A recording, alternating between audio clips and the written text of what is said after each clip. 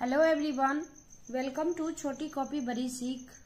सो बच्चों, अभी हम स्टार्ट करेंगे क्लास 3 हिंदी भाषा अभ्यास, जिसका नाम है गीत का कमाल पाठ 9। इसके सभी अभ्यास को हम सॉल्व करेंगे। तो देखते हैं, सबसे पहला क्वेश्चन है, रेखा खींचते हुए वाक्य को पूरा कीजिए। यानी कि आपको ये मैच द कॉलम है, यानी कि आपको मिलान करना है। चोर ने खोदना शुरू किया, तो आपको शुरू क्या मिलाना है। उसके बाद रोहित ने समझा कि वह वाकई गीत है, ये तो बाजार में बिकाऊ मिलते हैं, इसका होगा ये। उसके बाद है, गीत गाना तो बहुत आसान है, इसको हम इससे मिलाएंगे। तो ये मैच द कॉलम बहुत ही आसान है। दूसरा है, सही शब्द चुनकर खाली जगह में लिखिए। क है, यह बताओ कि डैश कैसे गाए जाते हैं। तो यहाँ गीत की संगीत, तो हम यहाँ लिखेंगे गीत। गीत कैसे गाए जाते हैं। रोहित ने डैश को गीत गाते सुना, तो यहाँ क्या लिखेंगे, दोस्त। यहाँ दोस्त लिखेंगे। आगे जाकर उन्होंने एक डैश को सरकते देखा, तो कौन सरक रहा था, सांप। तो यहाँ लिखेंगे सांप। चोर डरकर डैश की तरफ देखने लगा, तो यहाँ आंगन होगा क्या, दरवाजा।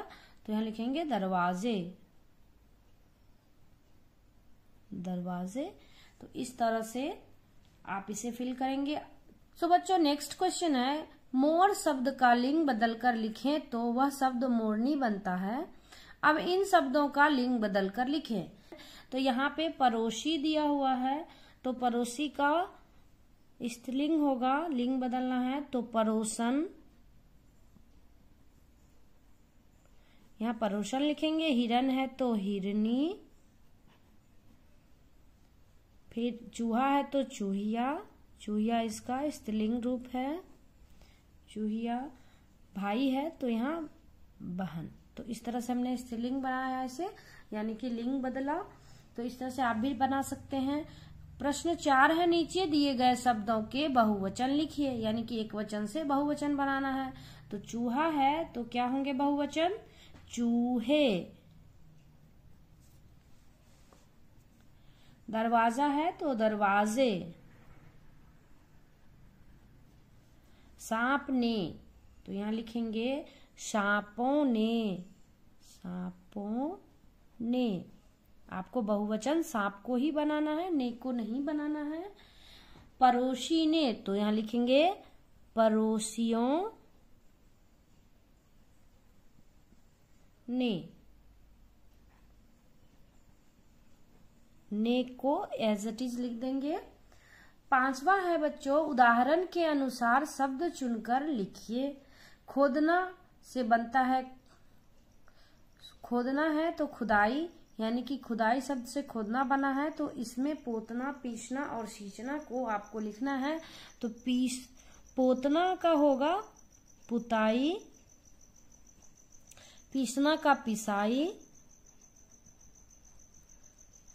सींचना का सिंचाई।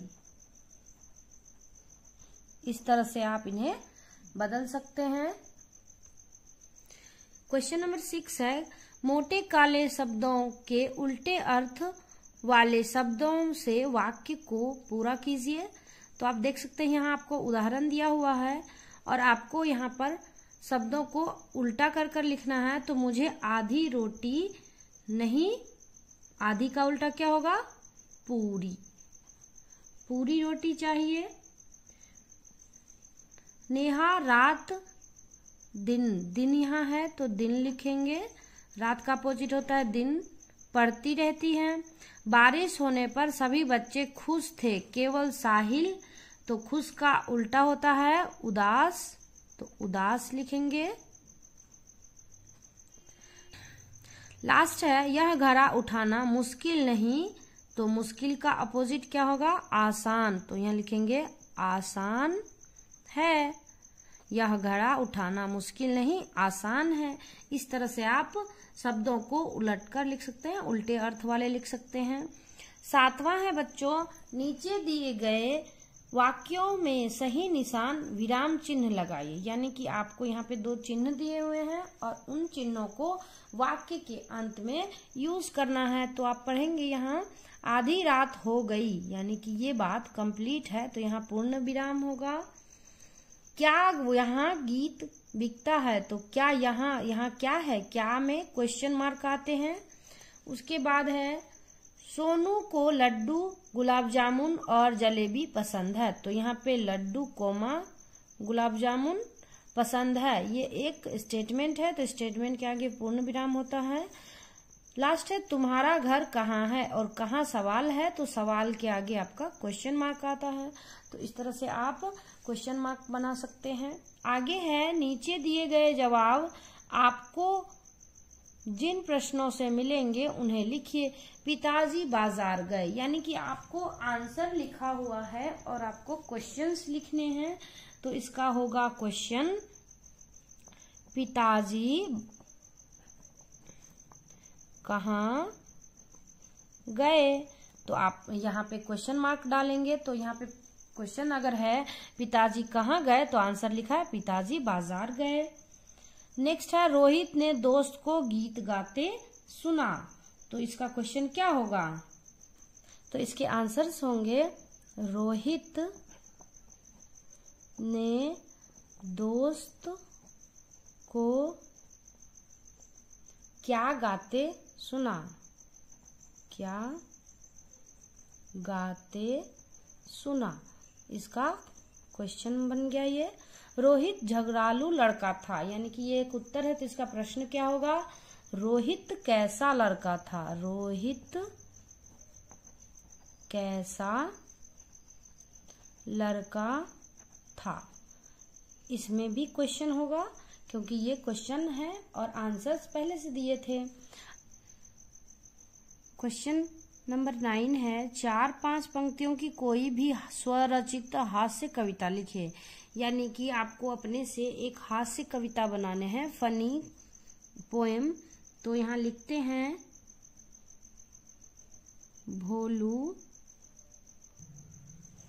भोलू बोला मैम सुनो जरा, कुत्ते ने खा लिया होमवर्क मेरा। मैम बोली झूठ मत बोलो रे, भोलू बोला सच में खाया चटनी में डुबो के। तो इस तरह से आप कोई भी एक हास्य कविता अपने से लिख सकते हैं, आप इसे भी लिख सकते हैं।